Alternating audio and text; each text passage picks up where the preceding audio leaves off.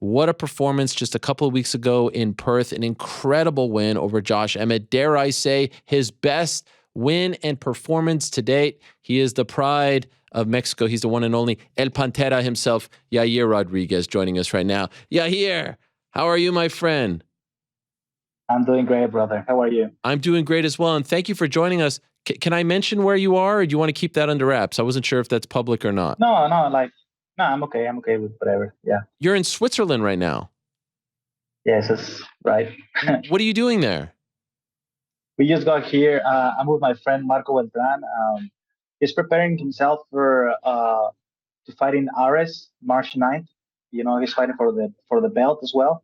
And I'm here just helping him out with whatever I can, more than anything, moral support, being with him, whatever he needs, he supported me for my last fight. He was one of my main training partners. We've been friends for a long time, and now, I have an opportunity to help him out. So here we are. I love. Have you ever been to Switzerland? No, it's the first time. I was surprised. We came here by train, so it's impressive. The views that you can have. Oh yeah. By being, it's beautiful. It's like a movie. Will you go skiing? I will like. This is my first day here, so we're trying to figure out where to go, what to do here. We were training, but I'm trying to do anything I can for sure. I love it. Do you agree with what I just said? I thought that was your best performance, your best fight to date, the win over Josh Emmett. It just felt like you couldn't be stopped. You were on fire. I mean, you were showing us so much, switching stances, the different arsenal, the different weapons, the different attack. I mean, you looked fantastic. Do you agree with that? Was that the best you've felt and looked in the octagon so far? Probably one of my best performances. Yeah. I trained really hard for that fight, but as I mentioned before, I was trying to change some things that I lost during the pass of the time, and I always change things for each opponent, right? For this one was keep on moving, keep on moving, changing a lot of distance, keep like a far distance or short distance, and we keep the plan going, and the strategy worked out perfect. So you say it worked out perfect. Were you expecting it to be like that? In other words, were you expecting it to be a fight that you were going to dominate like that, or did you think it would be a longer battle, so to speak? No, I mentioned it on the interviews. I actually say I don't think the fight goes longer than 3 rounds. It's something that we planned, as a team, and I knew Yoshimel was going to be really, really tough. Probably the first round coming hard, and the only time where I could get in danger during the fight, and when we look into Yoshimel fight, was being like in that inside area, like going backwards or getting into like middle distance, like power punch distance right here. And when I got connected was right in there. When I did the mistakes, it was when I got connected. When I was doing everything right, moving, keeping him away or short distance, the clinch, all that was working perfect. Even like going into the floor, was something that we planned. I know I'm really dangerous from my back. I know I can do a lot of submissions, and I can hurt people from down there because so it's hard to approach somebody with elbows, from far distance to short distance, and then get somebody with elbows. But when you have somebody right on top of you, it's really easy, to have somebody with elbows and control the distance from there. You actually like it's like you trap them, So now I feel like even if my back's in the floor, I have the control of the fight, and my submissions are always there, so I'm not afraid to be on my back. Early in your career, pre-UFC, you had a bunch of submissions, but in the UFC, you hadn't gotten one yet. Was this a big deal for you to finally get one in the UFC? No, uh, I guess it's just part of situations. It's not something that you're always looking to do. I'm not like I'll say one-dimensional fighter. Is that a term? Like I always look to whatever I see during the fight. If I can take advantage of it, maximize my opportunities during the fight, then that's what I'm gonna be doing. If the submission is there, I'm gonna take advantage of it. If I can finish it, I'll finish it. If the guy's so strong or really good at the submission defense, and I'm getting myself tired, then I will let go and then keep on looking for something else, get up or do whatever comes next. Well, it was an incredible performance, and I was wondering about fighting in the morning. Obviously, you were there for a little bit. I know you were in Thailand, and then you went to Australia.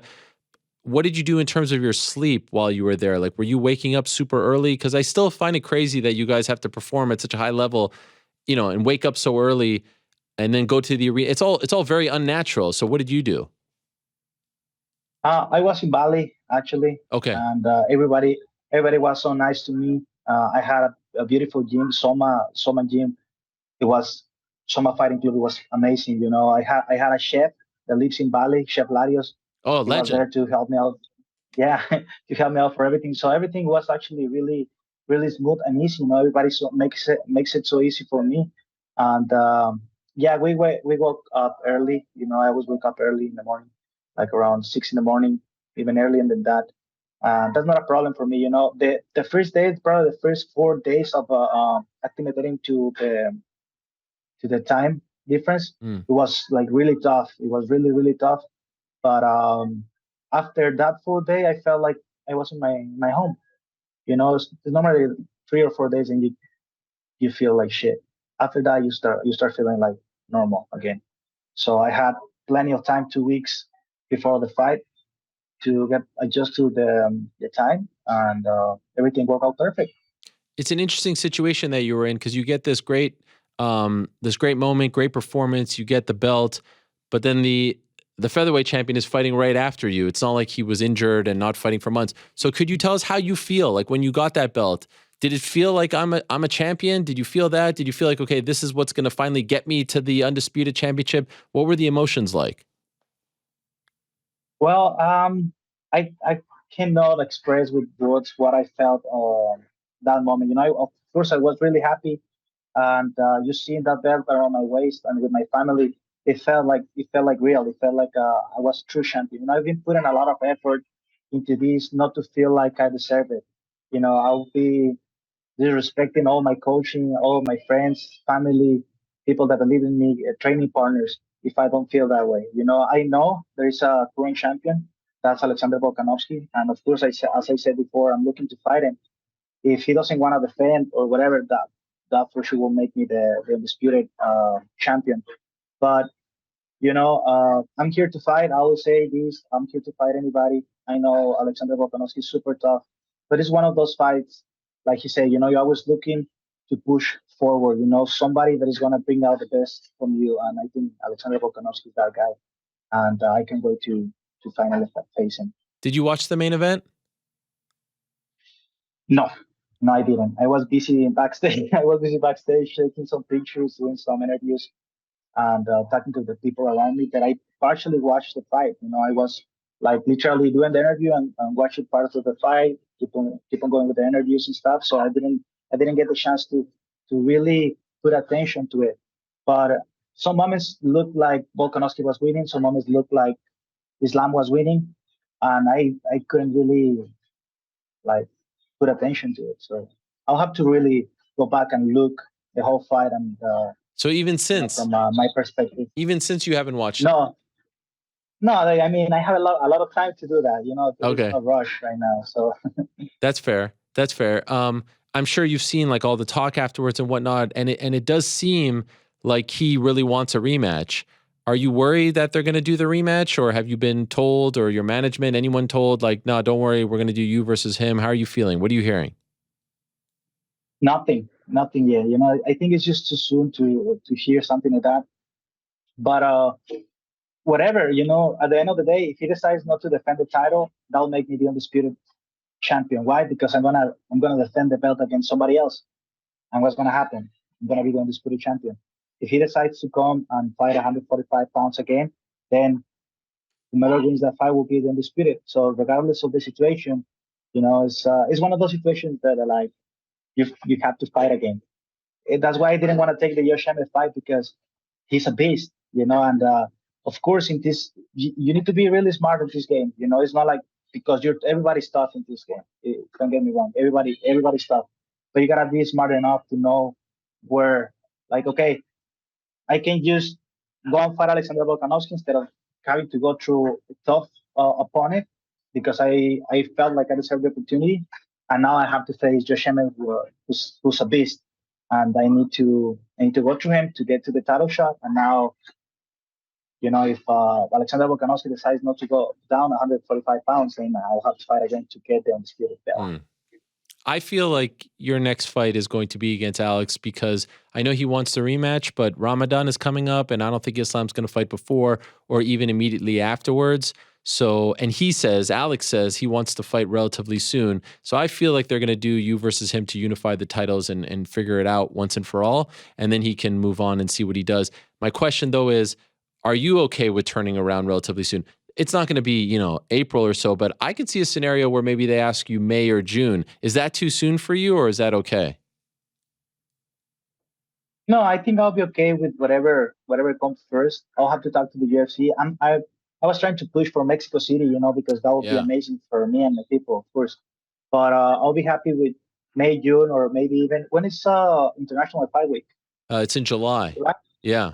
July will be awesome too. So whatever the UFC wants me to do, I'll be happy to do so. And I'm just here. I'm here, just waiting to hear news, and then move on. It's just one of those things where, okay, I have the belt now. It's amazing. Don't get me wrong. It's beautiful. It's an amazing feeling. People around me, everybody looks at me like a true champion. But okay, what's coming next? Yeah.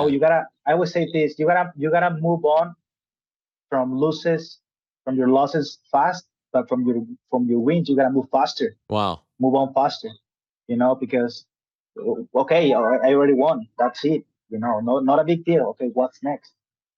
You know? I would love to see you back in Mexico. And as we've discussed, Mexican MMA right now is on fire. And it could be even greater if Alexa Grasso wins in a couple of weeks against Valentina Shevchenko. Then we would have 3 champions from Mexico, which, absurd just a few years ago to say something like that, right? It would be kind of cool. I don't know if this means anything to you. You tell me. They do have a pay-per-view May 6th. And again, it could be too soon, but you fighting on Cinco de Mayo weekend would be huge. I know you said maybe September would also be a big one, right? The Mexican Independence weekend, but fighting on one of those weekends, I would imagine would feel very special for you, right? Yes, it will feel very, very special for me, and it will mean a lot. It won't be only just a fight.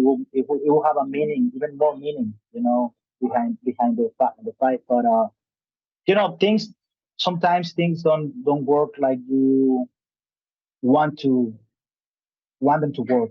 Sometimes the UFC has plans or whatsoever, and I'm happy with whatever. I'm happy with whatever the case is.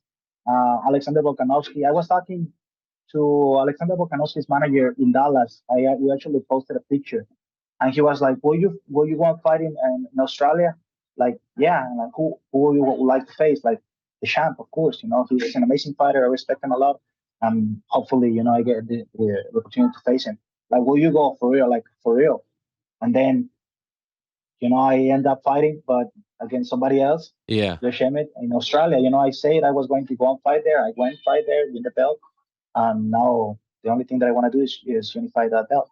And what about the love that you're getting? I saw a big mural of you was painted in Ciudad Juarez. Am I saying that correctly? Yes. Yes. I'm trying. I'm trying. Uh, where is that? Like, is that near where you live or grew up or train? What does that feel like to see something like that? Yeah, that's basically a lot of family lives there in Juarez. My hometown, my original hometown, is like 6 to 7 hours away from there, like going south in my state. Ciudad Juarez is right across El Paso, Texas, and people is showing me love everywhere in my hometown, in all my state. They're painting murals and stuff, and it's amazing to see all the support from my people and my friends, my loved ones, my family. Because that's not only for me. I really appreciate the detail, but that's for them. That's not only for me. That's for them. So they can feel proud every time they go right past through and they look. Okay, you know that's something amazing. And the people that is taking their time to do it, I really, from the bottom of my heart, I thank them. We've talked in the past about your humble beginnings. Have you allowed yourself to sit back, I don't know, look at the belt or look at how much has changed in your life over the last 10 years? Have you allowed yourself to smell the roses, to enjoy how far you have come, or are you not that kind of person? No, it felt good. It felt good. It felt so good that I didn't wanna enjoy it too much. Mm. How come? Why You not? know, because I mean, it's just a part of my journey, and then I'll have enough time to feel good from here to my next fight. And right now, it's just yes, of course, I feel good, and it's just it's just I don't know. It's just hard to explain. Of course, I feel happy, but I think there is more things to come. You know, this is not like the end. This is just like the beginning, I'll say. Sure. So I'm just getting prepared for what's coming next, and I need to keep myself focused. Don't get loose on all the oh, you're a champion, or you're great, or this or that. Yes, thank you, but I need to work on myself. I know I have a lot of mistakes. I know I have a lot of things that I have to work on so I can get better, and that's what I'm focusing right now. And what about this necklace that I saw you rocking? I mean, this thing with the UFC belt. What is going on over here? Can I ask? Did you buy that for yourself, or was that a gift? That thing looks like it's not very cheap. No, the chain I have it here with me. The Oh, let's see chain, the it. chain, the chain I bought it, and but Wow, this was a gift. This was a gift. wow, Uh, that is something. I just like it was just a way to like saying, okay, I'm gonna be the champion. I'm gonna declare that I'm gonna be the champion. And regardless of what happened, I felt like a champion every time I saw this, and I'm gonna gear it. I'm gonna put it on and feel like I'm the champion because you gotta set your mind to it. If you can set your mind to it, and then you can truly believe that something is going to happen, then it will happen. So that's what I did, and it worked out perfect. I can tell you enough this guy, you know, was doing giving this to me Incredible. And you got that before the fight, right? Like that. This was way before. before the fight. Yeah, not Yeah, afterwards. way before the fight. No, way before the fight. Yeah, That is bold. yeah, it's amazing. It's crazy, right? Because it just looks like the belt. Do you think that we're going to have a situation here where in 10 or so years, we're going to see the byproduct of your success, of Brandon's success, Alexa's success, Irene Aldana's success, and young kids who may have gone into boxing are now seeing you guys have success in UFC, and they're now going to be stars in 10 or so years? Do you, from Mexico, do you feel like that's what's going to happen here? Like, you guys are the pioneers. You're the first, and we could throw Cain Velasquez in that mix as well. Do you feel like that's what's going to happen? Like, we're about to see an explosion of stars coming out of Mexico because of what you guys are doing right now? I mean, I think it's regardless of what we have done. That selfish thing that this is only because of us. It's because of this work. If somebody gets to a point where like their careers go up and up and up is because of them. Of course, there is like role models, but it could be me. But for me, it was Anderson Silva, Jose Aldo, Mirko Krokop, John Jones, and it wasn't necessarily Mexican. Of course, Goyito Perez was a role model for me. Cain Velasquez was a role for me, you know, but not necessarily have to be Mexican, But of course, now be saying like it's more realistic for people to see, okay, now we have two champions. They green the belt, and makes people feel more proud and believe that things are possible.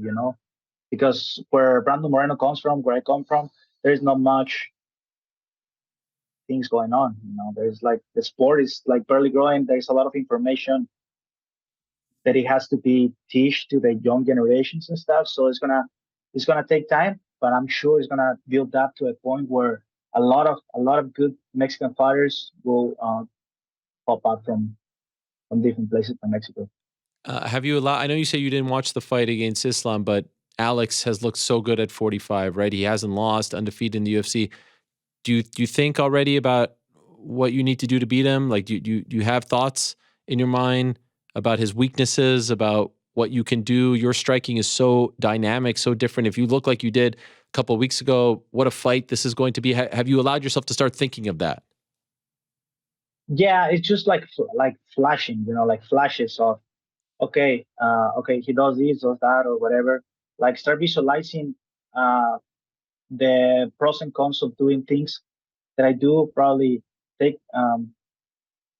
stop doing some stuff start doing some other stuff without saying anything specific, right? Yeah. But it's just matter of like a strategy at the highest level. I think it's just matter of like a strategy, who can pull out the best strategy, and he doesn't have many holes in his game. You know, he's really good. He's well rounded. Rounded. That's what I'm saying. I have a lot of holes in my game that I need to work on, and I can't be focusing too much on him. I need to focus. The focus has to be on myself to get better myself, and and if I can do that, then I'll become a better version of myself, a version that can beat Volkanovski. By the way, I know you didn't watch it, but are you surprised he went the distance with him and almost won? Like, if someone would have told you that beforehand, would you have said, "Nah, no chance he's going to get submitted," like so many others thought? So I thought the Islam had more opportunities in the first rounds due to being dry during the fight, like more grip with all the body and the grips and like the submissions. I thought he had more opportunity during the first, second, and maybe third round. But after that, the fight could go either or. You know, because I know, especially Volkanovski, don't going all the way down to 145 pounds. You know, that 10 pounds is a lot. Yeah. He will be strong. He will be fast. He will be moving a lot. He will be quick, and of course, the fact that Islam, I don't remember if he has fight for the 5 rounds No. or he's at the first time in his career. So it's that's a big thing, you know. If you have never fight 5 rounds in your career because you always win so quick, you know, we have seen that with Ronda Rousey. Yeah. You know, whenever like somebody push it like more, you know, things start like getting kind of like odd, you know. So that's the only thing I thought. That's why it's so interesting. That's what I say to the people who like that ask me these kind of questions. It's like it's always interesting. That's why it's a championship fight because the fight can go either or, you know, and it's up to who can pull the best strategy first. Like let's say Islam, he could win the first or second, maybe the third round. If not, the fight can change Right. directions, you know, because the situation, you know, and that's it. Can go. You know, there's so many new fans, Yair. I don't know if a lot of them remember you on The Ultimate Fighter or even when you fought in Mexico, or even like to me, the thing that I couldn't stop thinking about. Do you remember when we did a couple of those interviews when you had like the issues with the UFC and you were out and you were brought in? Like, could you imagine telling that guy that this would all turn out like this, right? That you would be on the cusp of being the featherweight. What a crazy journey it's been for you. And I feel like a lot of people don't even remember all of that or weren't fans back then to fully appreciate the whole freaking journey that you have been on up until this point. Not saying it's over by any stretch, but it's been a lot. It's been a roller coaster, right, to get to this point. And yeah, it's been a roller coaster, a lot of ups and downs, and there's been a lot of things, you know. But I guess life is like that, you know. It's not always going up, and I think the best things in life comes whenever like you go to struggle, and then you have the strength of the strength of like again taking yourself out of that spot and then go up again, pushing yourself hard, doing the things right, and then there's moments where you will go down again and up again. It's just like I always like say I put these examples like the heartbeats, you know, the heartbeats pop, Yep. pop, pop, you know, all the time it's going up, down, up, down, up, down, up, down. But you're always trying to, even though you're going up, down, trying to go always up, I love you know, it. and that's why I see it, you know. So I understand. Since I understand that, like life become a lot easier for me, you know, because I know there's gonna be some times where you don't feel right. It's okay. It's okay. You'll be fine. Just keep on pushing forward. You'll be okay. Just keep on doing the things you're doing. Keep on being positive. Everything's gonna be okay. Just keep on pushing, and then there's gonna be moments where you feel amazing. You know, like unstoppable, unbeatable.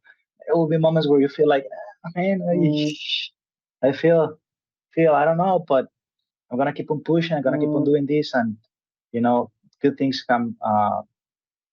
The best things are always in the other side of darkness. You know, in the other side of fear, the best things come. It's always the darkness before the dawn. That's one of my favorite expressions. And Yeah, also, the road to success is always under construction. It's never a clear road, right? And you have proven yeah. that you have been able to navigate that road very, very well. I couldn't be happier for you, Yair, and I can't wait for this fight. Alex keeps saying or kept saying, "Who's the guy? Who's the guy?" Well, we now have the guy. He's the interim champ, and what a performance to stamp your spot as that guy. was a beautiful thing to see. So congratulations. Thank you for doing this while you're out there in Switzerland. Good luck to Marco. I can't thank you enough for doing this. I look forward to his fight next weekend for Aries, and we'll talk to you very soon. Thank you so much, Yair. And again, congratulations. Thank you, Alice. It's always a pleasure to talk to you, and hope to see you soon, man. Yes, sir. Take We will care, talk brother. to you soon. There he is, El Pantera himself.